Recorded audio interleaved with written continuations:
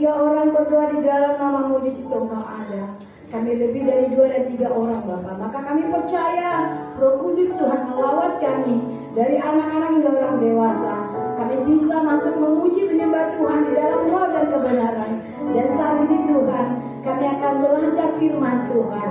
Kami rindu Roh Kudus menolong kami supaya mengerti akan kebenaran firman Tuhan. Pakaikan hamba-Mu ini Bapa. Berikan firman-Mu kepada hamba-Mu ini, supaya firman itu disampaikan kepada jemaat-Mu saat ini, baik yang hadir di tempat ini ataupun yang ada di rumah. Oleh karena jemaat-Mu sakit, mereka boleh mengikuti online, bahkan juga siaran tunda Bapa. Terima kasih Bapa. Di dalam nama-Mu kami sambut firman-Mu. Haleluya, amin. Silakan dulu Bapak Ibu yang kasih Tuhan. Shalom. Ya, saya pertama sekali bersyukur ada Bapak Carlos dan Marsha. Ya, Marsha dari di Jogja apa di mana? Bandung ya, di ITB ya. Puji Tuhan boleh libur dan singgah di sini ya. Terima kasih Pak. Bapak juga baru sampai semalam ini dari tempat jauh dari ujung Indonesia. Puji Tuhan Bapak Ibu yang dikasih Tuhan. Ya, kok sepi ya? Jemaahnya pada sakit Pak. Iya, pada sakit. Udah kita sedikit pada sakit pula ya. Saya teleponin pada sakit semua. Tapi kita nggak mengurangi sukacita kita untuk memuji menyembah Tuhan. Amin. Iya, Bapak Ibu yang dikasih Tuhan, kita masuk dengan firman Tuhan. Saya mau membawa saudaraku semua untuk kita belajar dari firman Tuhan dari Kejadian 1. Kita buka Alkitab kita ya, yang ada di handphone silakan dibuka. Kejadian 1 ayat 26 sampai 28. Kita baca bersama-sama. Kita boleh bangkit berdiri. Kita bersemangat membacanya walaupun kita cuma seberapa orang. Mari kita baca bersama-sama Kejadian 1 ayat 26 sampai 28 bersama-sama dengan saya. 1, 2 ya. Berfirmanlah Allah, baiklah kita menjadikan manusia menurut gambar dan rupa kita, supaya mereka berkuasa atas ikan-ikan di laut dan burung-burung di udara, dan atas ternak dan atas seluruh bumi, dan atas segala binatang melata yang merayap di bumi. Maka Allah menciptakan manusia itu menurut gambarnya. Menurut gambar Allah diciptakannya dia, laki-laki dan perempuan diciptakannya mereka. Allah memberkati mereka. Lalu Allah berfirman kepada mereka, beranak cuculah dan bertambah banyak, penuhilah bumi dan taklukkanlah itu, berkuasalah atas ikan-ikan di laut dan burung-burung di udara, dan atas segala binatang yang merayap di bumi. Silakan duduk Bapak Ibu yang dikasih Tuhan. Ya, pada bacaan ini kita bisa melihat pada ayat 26 Allah berfirman di sini dikatakan, baiklah kita menjadikan manusia menurut gambar dan rupa kita. Siapa yang dikatakan manusia adalah kita Bapak Ibu. Dari bacaan firman Tuhan ini kita tahu identitas kita ini siapa. Ya, kita serupa dan segambar dengan Bapa. Kita serupa dan segambar dengan Tuhan. Nah, amazing ya. Sedangkan cuma dibilang mirip sama artis aja, kita kadang-kadang bangga kan.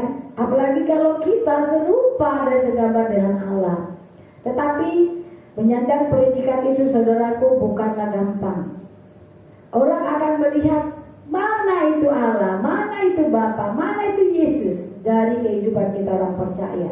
Karena kita adalah serupa dan segambar dengan Bapa, serupa dan segambar dengan Tuhan Yesus. Bapak Ibu yang dikasih Tuhan, di sini diberi judulnya, untuk apa aku hidup? Berarti apa guna kita hidup? Apa tujuan Tuhan memberi kita kehidupan? Kita baca tadi ayat 26, 27 dan 28. Kita bisa melihat di situ memang benar Allah menciptakan kita. Dan apa tujuan Allah juga ada di situ disebutkan. Ya. Ada di ayat 28 ya. Itu tugas kita yang diberikan Tuhan. Nah, Bapak Ibu yang dikasih Tuhan, Kehidupan menjadi tidak terarah jika tidak memahami kemana arah dan tujuannya. Kalau seorang anak-anak kita lah ya, masuk kuliah, ambil jurusan ini, di fakultas ini, di universitas ini, di kota ini, pasti ada tujuannya. Maka kalau seorang anak memutuskan satu masuk sekolah nggak terarah, ketika dia tamat, itu yang bisa tidak berhasil karena dia nggak tahu apa tujuannya. Jadi hidup kita itu juga perlu ada perencanaan. Demikian Tuhan menciptakan kita, Bapak Ibu yang dikasih Tuhan. Tuhan punya tujuan. Ketika Tuhan memberikan kita porsi hidup 60 tahun, Tuhan juga punya tujuan mengapa Tuhan memberi kita kesempatan untuk hidup 60 tahun.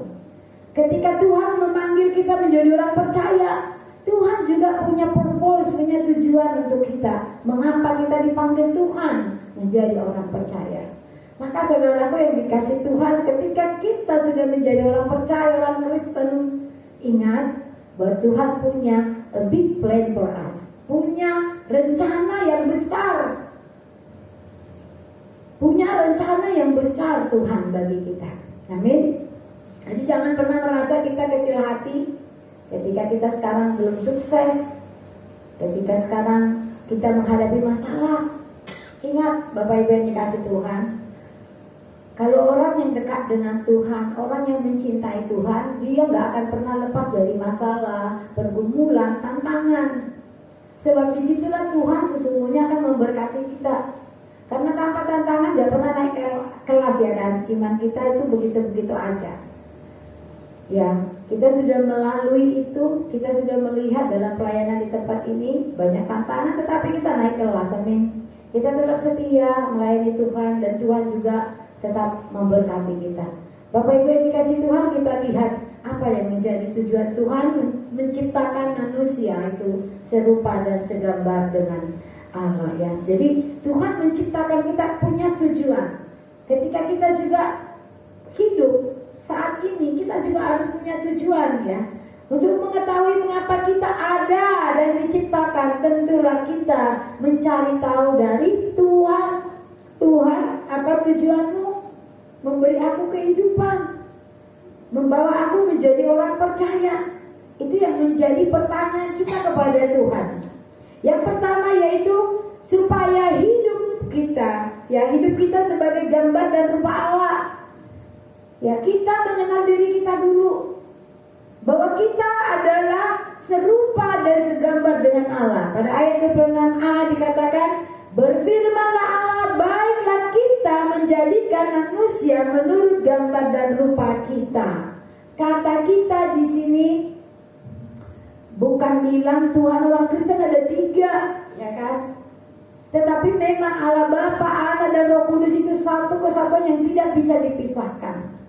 Nah, kata kita kalau dalam tradisi orang Indonesia juga adalah kata yang sopan. Ketika kita berkata seperti ini, ya kita, seperti saya sekarang berkata kita, kata kita itu adalah kata penghormatan. Bapak Ibu yang dikasih Tuhan, jarang kita bilang kamu, saya, jarang. Tetapi kita, yuk kita kerjakan, ayo kamu kerjakan, beda kan. Nah, seperti itu. Jadi kata kita itu adalah satu kata penghormatan yang sopan. Maka di sini dalam kata firman Tuhan, kata kita di sini jangan kita gambarkan ada 3 Allahnya, ada 3 Tuhannya orang Kristen. Karena memang Tritunggal tidak bisa dipisahkan. Nah, baiklah kita menjadikan manusia menurut gambar dan rupa kita. Ya, jadi kita ini adalah serupa dan segambar dengan Tuhan, serupa dan segambar dengan Allah Tritunggal. Kalau kita serupa dan segambar dengan Allah yang dikatakan saat ini Allah Tritunggal, sekarang ngetren loh di YouTube karena perdebatan apologetnya. Jadi sekarang orang suka bilang bukan Allah Bapa, Anak dan Roh Kudus lagi, langsung nggak bilang lagi Tuhan Yesus Kristus, tapi Allah Tritunggal nih sekarang. Ya lagi heboh ya. di grup gembala juga, itu dibahas di grup gereja juga. Nah, Bapak Ibu yang dikasih Tuhan, apa yang menjadi alasan Tuhan untuk kita diciptakan serupa dan segambar dengan Dia? Yang pertama, secara sederhana, segambar dan serupa dengan Allah berarti kita diciptakan menyerupai Allah. Tentu saja kita tidak sama persis dengan Allah Sang Pencipta, namun ada beberapa hal yang ada di dalam diri Allah dan di dalam diri kita juga ada. Apa itu ya kira-kira yang ada di diri Allah diberikannya kepada kita ketika kita diciptakan? Yang perlu pertama kita tahu pasti nafas, ya kan? Karena Allah menciptakan burung, tumbuh-tumbuhan yang di laut dan di darat. Allah tidak dikatakan menghembuskan nafas kehidupan, tetapi pada tanah liat yang dibentuk itu menyerupai Adam, ya, Allah menghembuskan nafas kehidupan. Berarti yang ada di diri Allah diberikannya kepada kita adalah apa? Nafas kehidupan, yaitu roh Allah, roh kehidupan. Orang yang gak percaya Tuhan Yesus pun ada itu, ya kan? Ada, karena memang manusia diciptakan oleh hanya dengan Allah. Tidak ada yang lain yang bisa menciptakan manusia, karena nenek moyang kita adalah Adam. Nah, Bapak Ibu yang dikasih Tuhan, itu dulu kita kenali bahwa nafas kehidupan ini berasal dari Allah. Itu yang membuat kita pertama kali sama dengan Allah. Kemudian ketika kita menjadi orang percaya, apa yang menjadi ciri, apa yang menjadi keyakinan kita bahwa kita serupa dan segambar dengan Allah, yaitu ketika kita Kristen menerima Yesus sebagai Tuhan dan Juru Selamat, maka orang ini akan memiliki kasih. Lalu bagaimana dengan orang Kristen, katanya Kristen tetapi dia jahat, tidak punya kasih, bahkan bisa membunuh, bahkan saudara sendiri dibunuh? Itulah yang dikatakan hak prerogatif, Bapak Ibu. Semua kita yang sudah menerima Yesus Kristus, Tuhan berikan kasih kepada kita. Tinggal bagaimana kita merespon. Tetapi ada banyak orang Kristen jatuh, sehingga kalau mau dilihat di penjara itu bukan tidak banyak orang Kristen yang masuk ke sana. Karena apa? Karena tidak memiliki kasih. Tetapi hari ini saudaraku yang dikasih Tuhan, kita boleh tahu bahwa yang pertama yang menunjukkan kita adalah ciptaan Allah yang serupa dan segambar dengan Allah. Yang pertama tadi adalah nafas kehidupan. Ketika Tuhan sudah memberikan nafas kehidupan bagi kita, ya, maka ada roh Allah di dalam tubuh kita ini. Oleh karena itu dikatakan tubuh kita ini adalah bait Roh Kudus, ya kan? Bait Roh Kudus. Ketika kapan itu diberikan? Ketika kita menerima Tuhan Yesus sebagai Tuhan dan Juru Selamat, kita meyakini kita dimantapkan, Roh Kudus berdiam di pada kita. Bapak Ibu yang dikasih Tuhan, saya kira dua itu udah bisa menunjukkan bahwa kita adalah serupa dan segambar dengan Allah, ya. Tetapi bagaimana kehidupan kita, saudaraku? Berat gak menunjukkan kepada dunia ini bahwa kita ini adalah serupa dan segambar dengan Allah?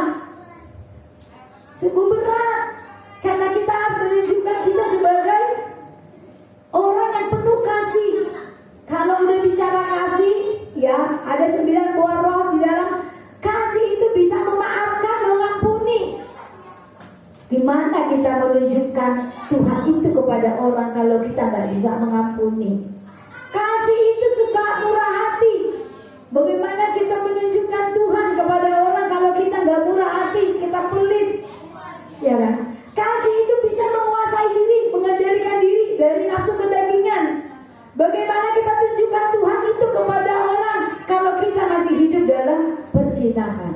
Bapak Ibu yang dikasih Tuhan, saya kira dua itu saja sudah bisa membuat keyakinan kita kepada Tuhan bahwa kita adalah serupa dan segambar dengan Dia. Amin. Ya. Yang kedua, Bapak Ibu, jika Allah berkehendak, maka demikian juga dengan kita yang memiliki kemampuan memilih. Kita juga diciptakan dengan moralitas yang dapat menentukan baik dan buruk, benar dan salah. Ini yang kedua yang menunjukkan kita adalah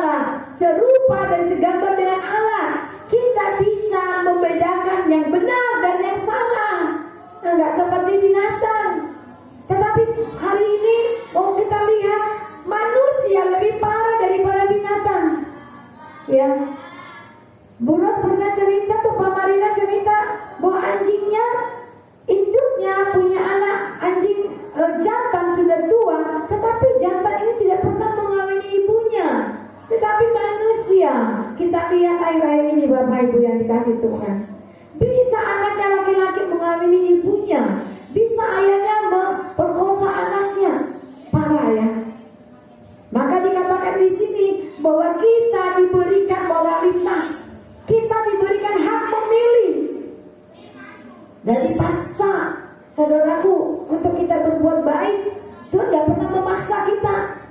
Tetapi tugas kita orang percaya harus mengabarkan kabar baik, mengajak orang bertaubat, ya kan? Tuhan nggak pernah memaksa untuk orang menyembah Dia, untuk orang bertaubat, tidak. Tuhan hanya menurunkan Tuhan Yesus berkorban. Bagaimana cara Tuhan Yesus mengorbankan dirinya? Apa Dia bilang? Kamu cepat bertobat, kamu harus bertobat. Kalau enggak, kamu kuhukum. Enggak. Tuhan Yesus nggak pernah begitu. Tuhan Yesus sampai mati di kayu salib. Maka saudaraku yang dikasih Tuhan, kenapa ya orang Kristen masih bisa melakukan hal yang tidak senonoh tadi, memperkosa anak sendiri, hidup bercampur dengan ibunya? Saudaraku, ada kan kejadian? Kenapa? Karena sesungguhnya kita diberi hak progresif memilih yang baik dan yang benar, ya yang salah dan yang benar. Maka saudaraku yang dikasih Tuhan, ketika Roh Kudus ada pada anak-anak Tuhan, pada diri kita, tidak mungkin kita melakukan itu. Amin. Tetapi kata mereka tidak memelihara Roh Kudus di dalam hidupnya, sehingga roh setan yang ada pada dia, ya, percabulan. Bapak Ibu yang dikasih Tuhan, bagaimana kita seorang yang melayani Tuhan tetap hidup dalam perzinahan, tetap hidup dalam dosa? Berarti dia tidak ada memelihara Roh Kudus dalam hidupnya. Walaupun pada mulanya Allah menciptakan dia serupa dan segambar dengan Allah, dan dia menerima Yesus. Ini tugas kita, mendoakan mereka, mengarahkan mereka supaya mereka kembali kepada Tuhan. Kita juga diciptakan untuk bersekutu secara sosial satu dengan yang lain. Kita gak bisa sendiri-sendiri Bapak Ibu. Maka kita perlu komunitas, perlu berjemaat supaya kita bertumbuh, ya.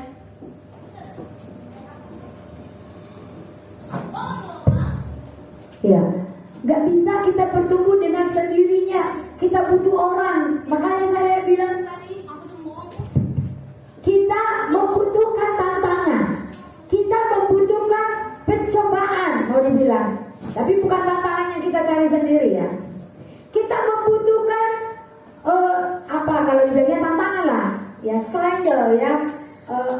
Contoh seperti sekarang, Bapak Ibu yang dikasih Tuhan, kita sakit ini, tapi kita harus datang ke gereja. Kita capek ini, tapi kita harus siapkan khotbah, ya kan? Bapak Ibu yang dikasih Tuhan, itu apa kan? Perjuangan ya. Tetapi ketika kita bisa melewati itu, maka kita senang gak? Naik level kan iman kita. Oh iya, harusnya tadi tarik selimut di rumah, tapi datang beribadah. Bapak Ibu yang dikasih Tuhan, tidak semua orang bisa melakukan itu. Tapi kalau kita bisa melakukan itu, wah luar biasa. Kita bersukacita karena Tuhan. Nah, kita membutuhkan komunitas, kita juga membutuhkan perjuangan supaya roh yang ada pada kita itu hidup. Amin. Roh itu hidup bukan hanya kita dengan mendengar saja. Maka firman Tuhan perlu kita imani, saudaraku. Pertama, firman Tuhan itu harus diterima di head, di kepala kita ini, di otak kita ini. Kita putar, kita pikirkan firman Tuhan. Jangan firman Tuhan itu lewat aja. Itu namanya direnungkan, ya. Merenungkan, kita menggunakan otak ini. Kemudian kita masuk ke mana? Ke hati. Apapun firman Tuhan yang kita dengar dari mimbar ini, siapapun yang membawakannya, baik dia orang terkenal atau tidak terkenal, Bapak Ibu ingat, firman Tuhan itu harus kita pikirkan, kita renungkan, dan kita katanya lakukan. Karena tanpa kita pikirkan, renungkan, lakukan, firman Tuhan itu tidak pernah menghidupkan roh kita. Jadi yang butuh firman itu siapa? Bukan daging kita, Bapak Ibu, tetapi roh kita. Ya, roh kita ini yang berhubungan dengan Bapa tadi dikatakan dikatakan pada masa penciptaan, maka dia harus makan. Jangan sampai kita mati rohani. Rohani kita mati. Kita hanya mendengar YouTube saja. Kita hanya baca renungan saja. Tidak cukup hanya memikirkan dan merenungkan, tetapi yang ketiga, lakukan. Maka saya yakin ketika kita melakukan kebenaran firman Tuhan, jangan bilang enak. Sakit, banyak pergumulan, banyak tantangan. Maka Tuhan Yesus gak pernah janji bahwa mengikut Tuhan itu jalannya rata, ya kan? Banyak pencobaan, tetapi apa janji Tuhan? Firman Tuhan katakan, pikulah kuk yang kuberi, karena pikuk yang kuberi itu ringan. Artinya ada kekuatan dari Tuhan yang akan memampukan kita. Jadi saudaraku yang dikasih Tuhan, jangan kita meninggalkan persekutuan, karena lewat persekutuan kita akan mengalami itu semua. Di persekutuan kita mengalami goncangan, ya kan? Di persekutuan kita mengalami sakit hati kalau secara kedagingan. Di persekutuan kita mengalami tantangan untuk memberkati. Aduh, kami sekarang lagi susah, tapi gereja harus pindah ke ruko katanya. Saudaraku, kalau kita nggak masuk persekutuan, nggak mungkin dong ditantang kita untuk memberkati. Maka saudaraku yang dikasih Tuhan, imani, ketika kita melakukan kehendak Tuhan, jangan bilang itu enak, sakit, tetapi dengan itu Tuhan akan memberkati kita. Amin. Pengalaman kekristenan bukan pengalaman masalah berkat, saudaraku. Maka jangan salah.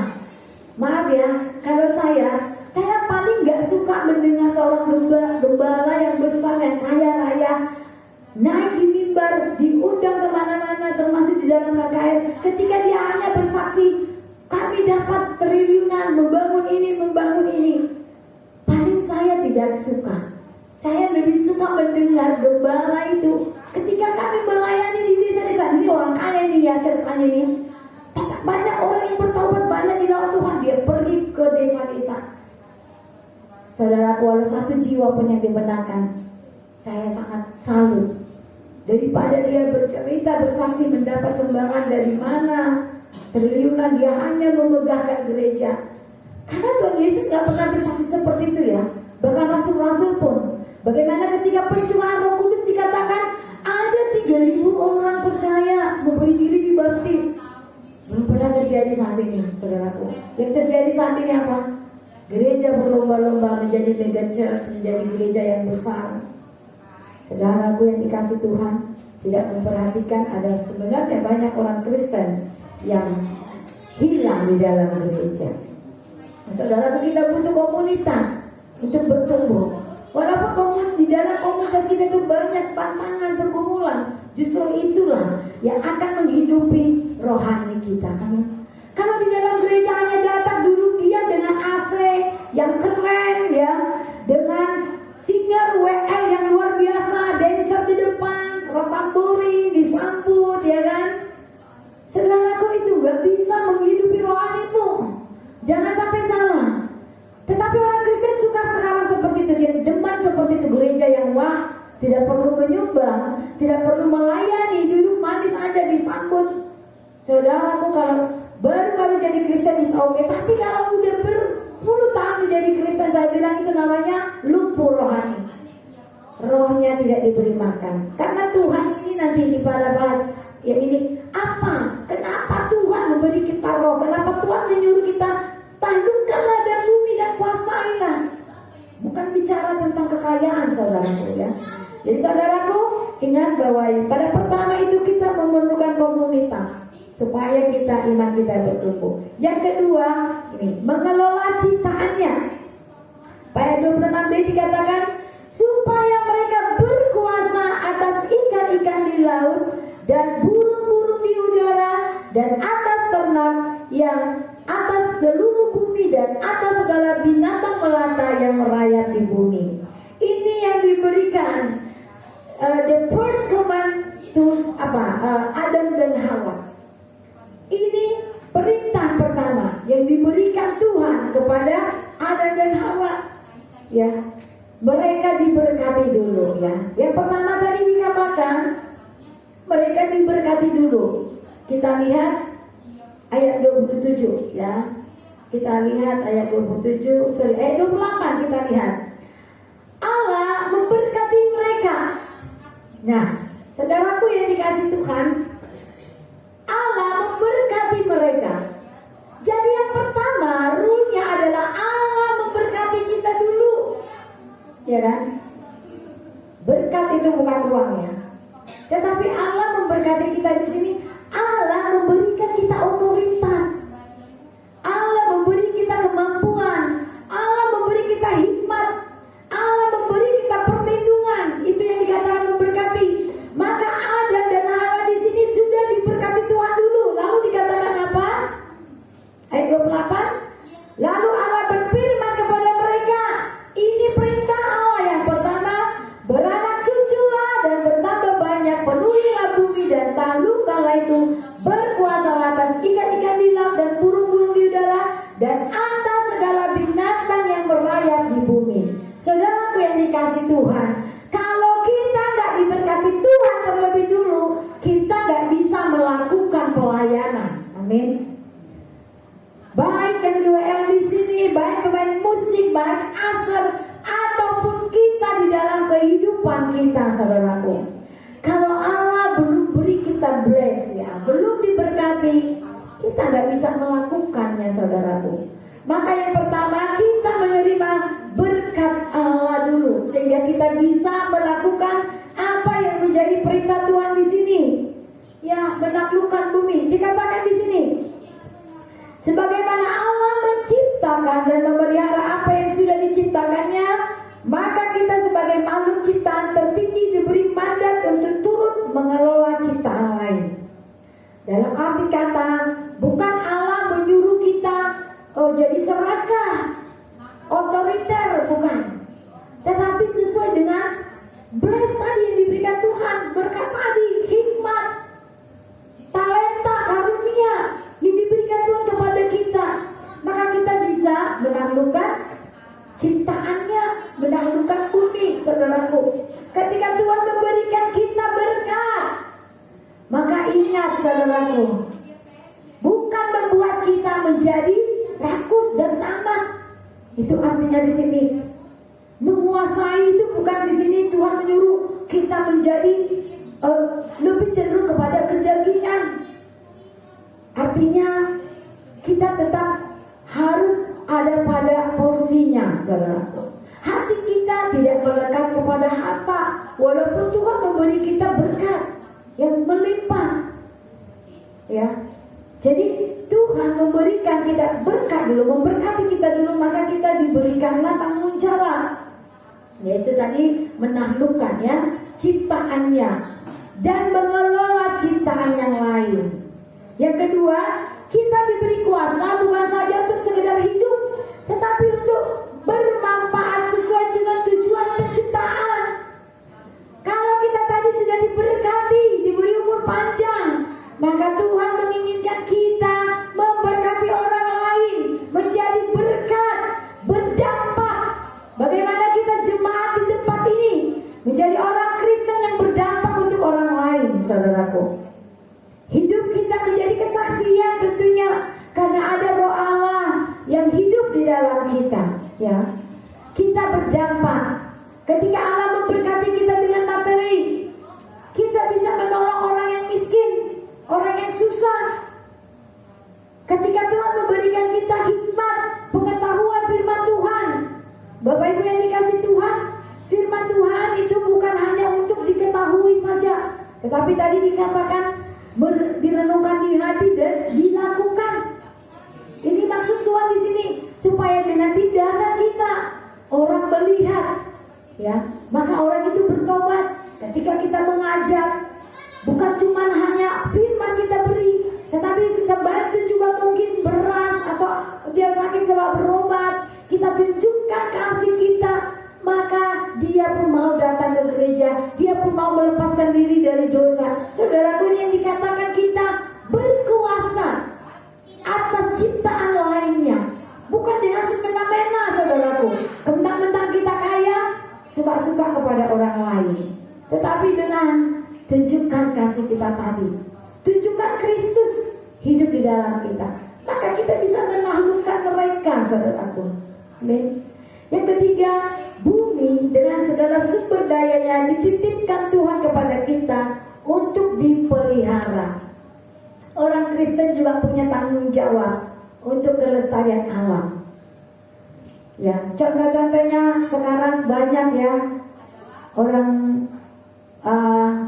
di dalam satu perumahan, kalau saya bilang masalah hal sampah itu hal sepele, ya kan.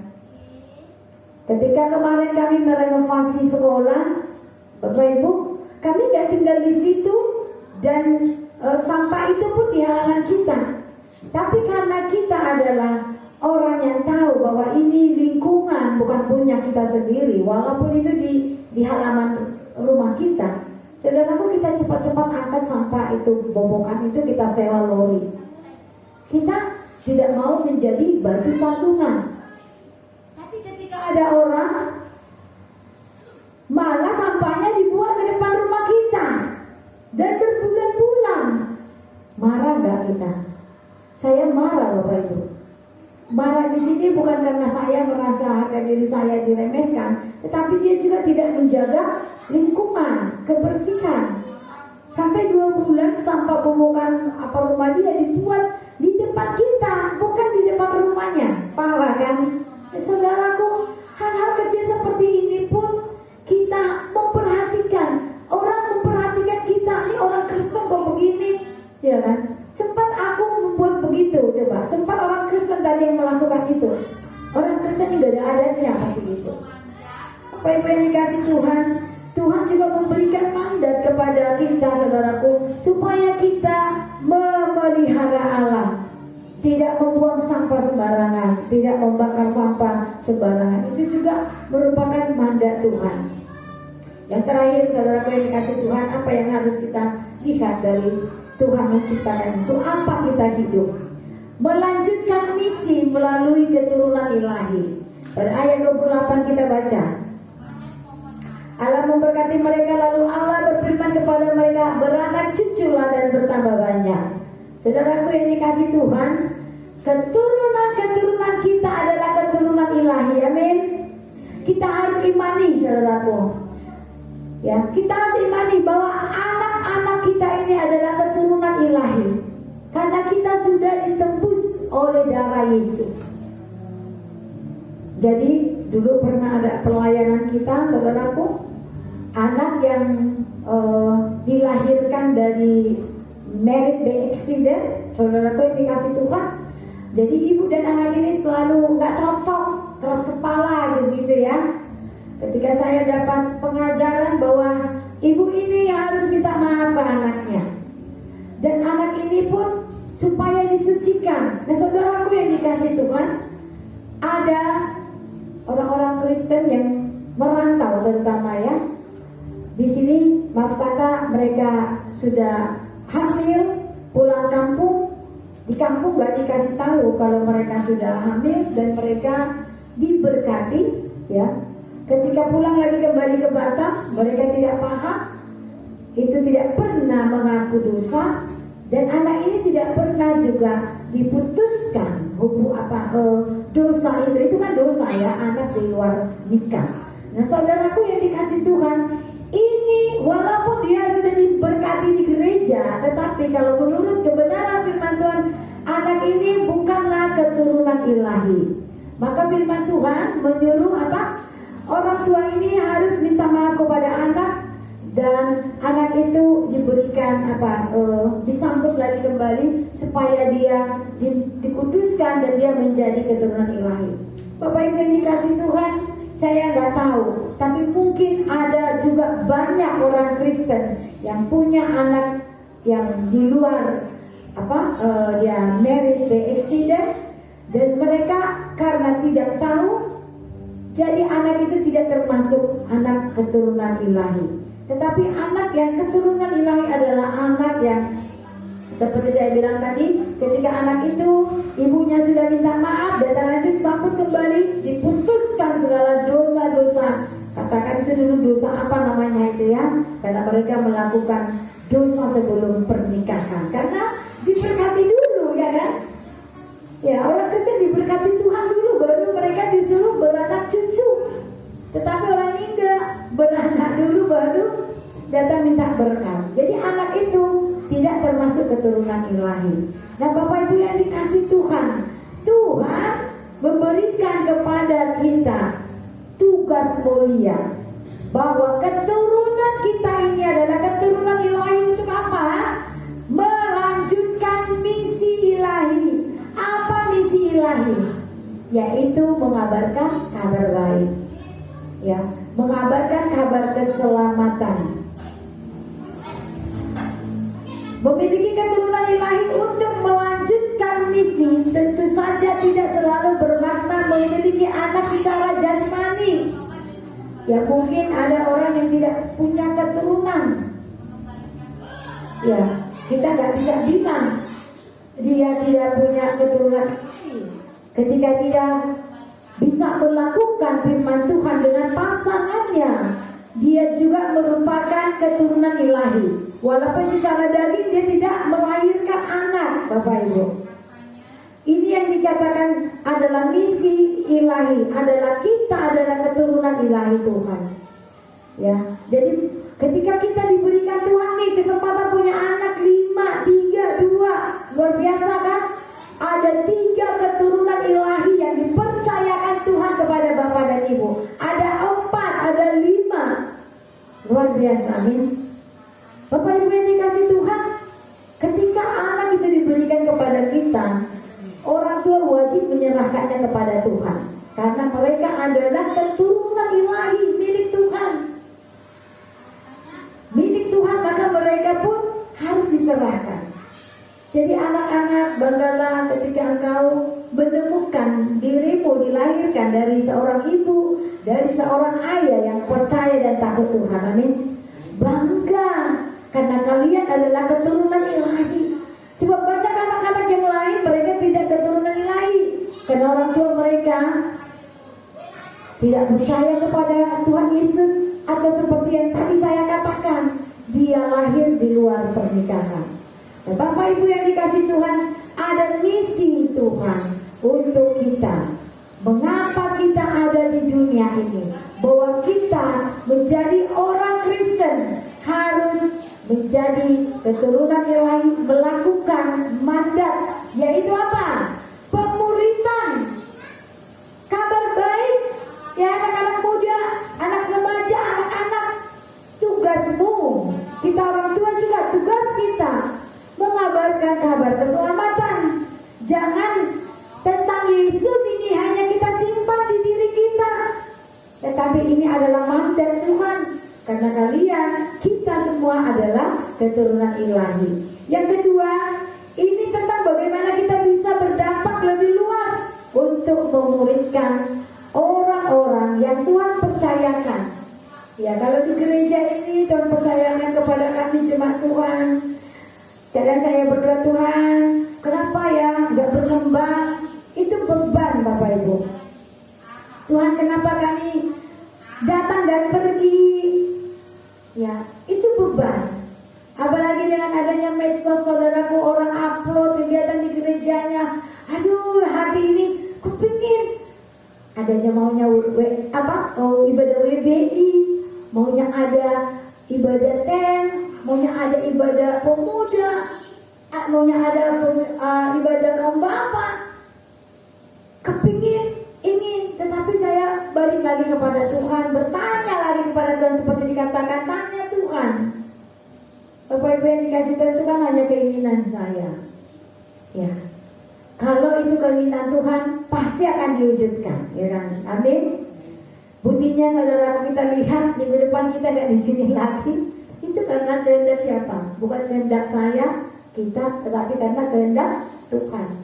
Karena kita gak keluar duitnya, gak punya uang, kita hanya mudah minta kepada Bapa, ya, minta kepada Bapa, dan Tuhan kirimkan orang yang luar biasa. Itu berarti kehendak Bapa. Maka saat ini kita belajar seperti di awal dikatakan, tanya Tuhan, tanya Tuhan, apa yang harus kita kerjakan. Nah, hari ini yang ketiga dikatakan kita harus berdampak lebih luas untuk memuridkan orang-orang yang Tuhan percayakan. Lihat di dalam kurung, baik anak-anak secara jasmani dan rohani. Iya kan? Kita mulai dari anak-anak ya kan, Bapak Ibu di tempat ini. Oleh karena kita melayani anak-anak, ada kita bangun pos PI di rumah sana, yang kita layani tiap hari kasih firman, tonton film anak-anak, ya kan? Tetapi karena dari anak-anak ini juga tiap minggu kita bawa ke sini. Tuhan berkarya, amin. Jadi anak-anak secara jasmani rohani dengan orang tua, kalau mau dibilang tidak ada bedanya bagi Tuhan. Setara, karena satu jiwa sangat berharga bagi Tuhan, amin. Karena perempuan dan laki-laki itu juga setara, satu martabat, satu harkat bagi Tuhan. Hanya kodratnya yang berbeda. Maka kita lihat lagi di ayat penciptaan ini bahwa ketika Kartini menjadi hadis gelap terbitlah Tuhan, dikatakan dia adalah perempuan yang emansipasi wanita. Tetapi sebenarnya itu bukan untuk derajat laki-laki dan perempuan itu berbeda karena penciptaan Allah, tidak. Tetapi karena orang Indonesia pada saat itu membuat perempuan lebih rendah. Tetapi pada penciptaannya laki-laki dan perempuan itu sederajat. Kita lihat ayat 27 dikatakan di sini, maka Allah menciptakan manusia itu menurut gambarnya. Menurut gambar Allah diciptakannya dia, laki-laki dan perempuan diciptakannya mereka. Laki-laki dan perempuan. Padahal saudaraku, pada penciptaan yang pertama Tuhan membentuk tanah liat hanya untuk Adam. Tetapi Hawa diambil dari tulang rusuk Adam. Tetapi firman Tuhan berkata di sini, diciptakannya dia laki-laki dan perempuan. Ini menunjukkan Bapak Ibu yang dikasih Tuhan, laki-laki dan perempuan itu sederajat, setara di hadapan Allah. Amin. Jadi jangan bapak-bapak memperlakukan perempuan itu rendah, hanya kodratnya aja sebagai perempuan. Dan firman Tuhan juga menganjurkan perempuan untuk hormat dan taat kepada suami. Sebaliknya suami harus mengasihi. Artinya ini kita sederajat. Di hadapan Tuhan tidak membedakan laki-laki dan perempuan. Bapak Ibu yang dikasih Tuhan, demikian dengan kita, dengan melayani di sini. Kita adalah keturunan ilahi yang diberikan mandat untuk memuridkan. Maka kita mulai memuridkan anak-anak di pos PI sana. Amin. Kita mulai di sana, kita mulai di sini, dan Tuhan tidak tutup mata. Kita menuai. Sekarang mulai berkat dulu, saya bilang. Tuhan sekarang bless kita, memberkati kita dengan memberikan tempat, memberikan anak-anak dan orang tua mereka yang bisa kita anytime kita ada waktu kita berkunjung, mereka terbuka Bapak Ibu. Hanya kita aja kurang tenaga. Karena kalau mau tiap hari, tiap minggu datang ke rumah orang-orang tua ini membuat ibadah, mereka open, terbuka. Pintu pelayanan faith ini sebenarnya terbuka lebar, tetapi karena tidak ada tenaga, hanya kita, saudaraku. Sebenarnya tiap minggu kita gilir rumah-rumah mereka untuk bikin doa, mereka terbuka. Apalagi kita berkati mereka dengan beras, dengan apa, sangat-sangat terbuka. Hanya kita belum punya uang yang banyak untuk memberkati mereka. Di depan mata, saudaraku, di depan mata kita ini, tadi kita mau pergi, pintu mereka terbuka untuk penginjilan dari faith. Tetapi itulah yang saya katakan tadi, tuayan memang banyak, tetapi sedikit sekali bekerja. Maka itu doa kita Bapak Ibu yang dikasih Tuhan. Apalagi nanti kalau kita sudah pindah ke sana, saya yakin dan percaya. Karena sekarang Bapak Ibu ini kabar baik, sudah 30 anak yang baru datang. Kasih kemuliaan itu bagi Tuhan. Ya, 30 anak yang sudah datang. Banyak mereka yang tidak jelas identitasnya, tetapi bukan saya bersyukur dengan itu, tetapi ini yang Tuhan percayakan bagi kita. Maka saya rindu kita anak-anak muda, orang tua, yuk kita bekerja giat lagi untuk Tuhan. Tak ada yang sia-sia dalam melakukan pelayanan. Upah kita besar di surga, amin. Ya, saudaraku ingat bahwa ini adalah tugas kita karena kita adalah keturunan ilahi.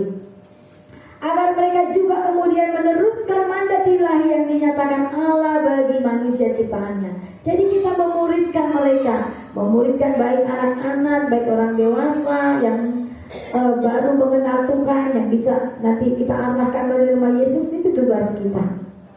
Bapak Ibu, itulah tujuan Allah menciptakan kita. Ya, mengapa kita harus ada, harus hidup? Mengapa kita harus hidup? Jadi tadi yang pertama dikatakan, kenapa kita harus hidup? Karena kita serupa dan segambar dengan Allah, untuk kita tunjukkan kepada dunia ini. Ini loh Allah, seperti yang saya lakukan, yaitu apa tadi? Penuh cinta kasih, yang bisa mengampuni, yang bisa memberkati. Ya, kita tunjukkan rupa Allah kepada dunia ini. Kemudian mengapa juga? Karena untuk mengelola ciptaan Allah ini, kita dipercayakan, diberi mandat mengelola ciptaan Allah dengan apa? Bukan dengan seorang wewenang, tetapi dengan apa lagi? Kesaksian hidup kita, kasih dan tindakan kita sesuai dengan kebenaran firman Tuhan. Dan yang terakhir, saudaraku, supaya kita melanjutkan misinya Tuhan Yesus. Ya, Tuhan Yesus sudah naik ke surga. Dikatakan dia memberikan Roh Kudus kepada kita, dan Roh Kudus yang akan memimpin menuntun kita supaya Injil sampai ke ujung bumi. Setiap malam bertekun lutut, setiap lidah mengaku Yesus adalah Tuhan. Amin. Ini tugas kita yang saya percaya ketika kita melakukannya dengan sungguh-sungguh sepenuh hati, Tuhan akan berkarya. Yang tidak tadi nggak berani jadi berani, yang tadi sakit nggak kuat jalan keruli-ruli, nanti pasti jadi sehat, pasti jadi sembuh. Percaya, kalau kita mengerjakan pekerjaan Tuhan, Tuhan akan memberikan tenaga double porsi. Amin.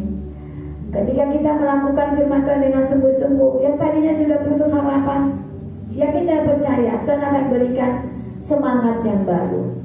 Orang yang hidup dan bergaul akrab dengan Tuhan, yang menanti-nantikan janji Tuhan, asal dia tidak lemah, Tuhan akan memberikan kepada dia kehidupan kekal. Amin. Itu firman Tuhan. Ya. Kita angkat satu pujian yang lagu firman tadi aja.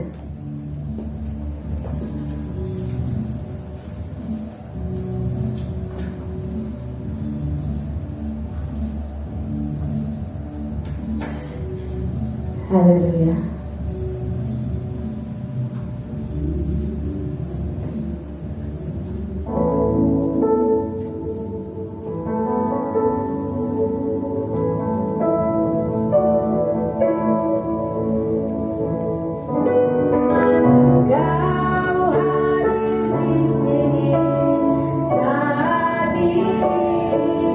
Tuhan, coba Tuhan, saya coba kita bangkit berdiri.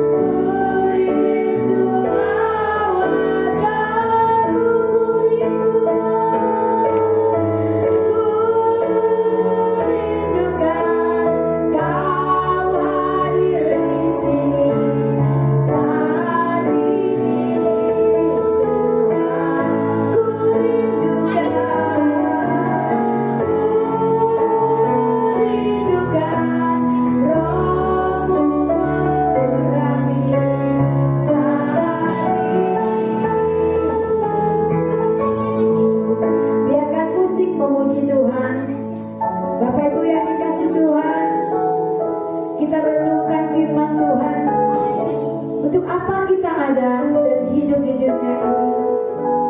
Sungguh kita berbahagia ketika kita tahu apa tujuan Tuhan menciptakan kita. Karena itu Bapak Ibu yang dikasih Tuhan, kami minta kepada Roh Kudus memberi kekuatan bagi kita supaya kita tetap bisa melakukan kehendak Tuhan, kebenaran. Kita menunjukkan kepada dunia ini bahwa ada Tuhan di dalam hidup kita. Setiap kita yang bekerja, Tuhan berikan otoritas kepada kita untuk kita menjadi seorang pemimpin mungkin, atau seorang karyawan yang punya otoritas, yang punya karisma, yang punya sesuatu hal yang baik yang kita tunjukkan kepada perusahaan kita.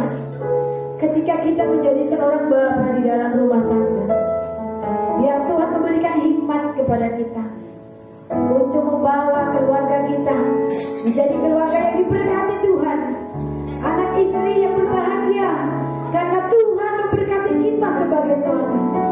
Demikian juga dengan istri, kita menjadi seorang ibu, seorang pendamping, penolong untuk suami yang sungguh memuliakan hati Tuhan.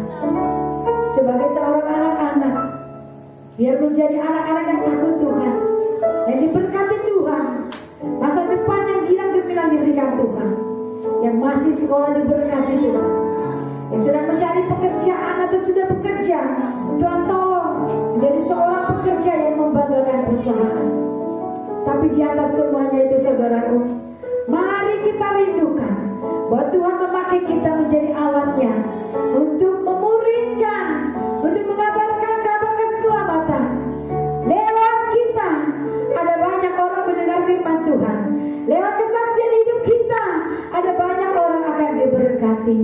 Kita rindukan itu. Kita akan menjadi rindukan.